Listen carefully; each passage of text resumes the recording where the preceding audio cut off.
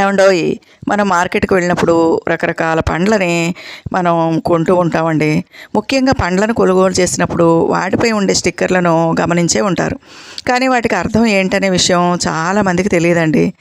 Sticker 3 number లేదా 4 number ఉంటే గనక ఆ పండును కొన్ని రసాయనాలు, కొన్ని సహజ సిద్ధమైన ఎరువుల సహాయంతో పండించారని మనం అర్థం చేసుకోవాలంటండి. ఇక 9 నెంబర్తో మొదలైతే అవి సేంద్రియ ఎరువులతో పండించారని, సహజ సిద్ధంగా పండించారని మనం అర్థం చేసుకోవాలన్నమాట. అదేవిధంగా మరి 8 అంకెతో మొదలైతే గనక జన్యువుల మార్పిడితో ఆ పండ్లను పండించారని మనం అర్థం చేసుకోవాలండి. కాబట్టి మన ఆరోగ్యానికి సేంద్రియ ఎరువులతో పండించిన పంటలు మంచివి కాబట్టి 9 అంకెతో మొదలైనటువంటి పండ్లను మనం కొనుగోలు చేయాలన్నమాట. అలా చేసి వాటిని తిన్నట్లయితే పూర్తి ఆరోగ్యవంతులం అవుతామండి. Please subscribe to my channel.